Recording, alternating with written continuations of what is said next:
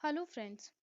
तो अयोध्या में फाइनली राम मंदिर की प्राण प्रतिष्ठा हो गई और इस इवेंट को पूरे देश ने एक फेस्टिवल की तरह सेलिब्रेट किया। इस खुशी और सेलिब्रेशन का मेन कारण क्या है, आइए जानते हैं इसकी हिस्ट्री से। मिथोलॉजिकल बैकग्राउंड ये है कि भगवान श्री राम के बेटे कुश ने अयोध्या में बहुत सारे मंदिर बनवाए थे, जिनमें से एक श्री राम का ये मंदिर भी था। उसके बाद हिस्टोरिकली जितने भी किंग्स और रूलर्स ने अयोध्या पर राज किया, उन्होंने इस मंदिर को सहेज कर रखा। प्रॉब्लम शुरू हुई जब फॉरेन इन्वेडर्स ने इंडिया को अटैक करना शुरू किया।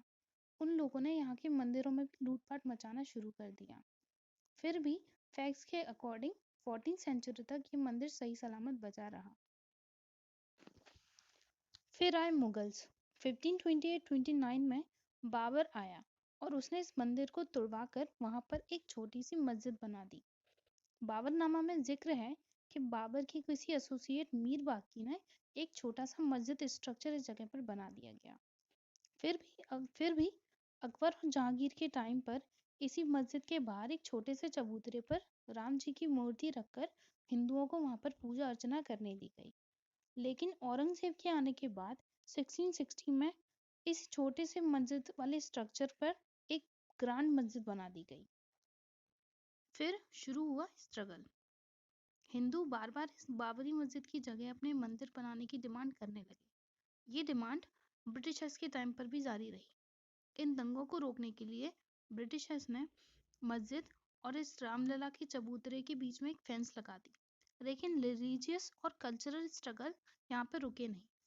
इंडिया आज़ाद हो गया, लेकिन स्ट्रगल चलता रहा। फिर आया 23 दिसंबर 1949 का दिन। इस दिन अचानक से मस्जिद के अंदर रामलला की मूर्ति पाई गई। जब विवाद बढ़ा तो मस्जिद में ताला लगा दिया गया, नमाज पढ़नी बंद हो गई, लेकिन पूजा अर्चना बाहर चबूतरे पर चलती रही। फिर शुरू हुआ राम मंदिर के लिए एक बहुत लंबा लीगल बैटल। 1986 में यूसी पांडे की अपील पर फैजाबाद के डिस्ट्रिक्ट कोर्ट ने 1 फरवरी 1986 को मस्जिद से ताला हटवाया और वहां पूजा अर्चना शुरू हो गई। अगस्त में इलाहाबाद के हाई कोर्ट ने डिस्ट्रिक्ट कोर्ट से अपनी केस अपने पास ले लिया।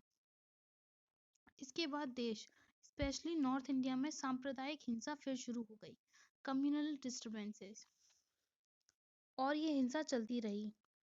अयोध्या विवाद से रिलेटेड कार्यवाही दशकों तक चलती रही। बहुत सुनवाई हुई, बहुत अपील दायर की गई, जिसके लंबे इंतजार के बाद नवंबर 9, 2019 में रंजन गोगोई की हेडेड बेंच ने फाइनली एक ऑर्डर दिया और मंदिर के लिए एक ट्रस्ट बनाने का ऑर्डर जारी किया।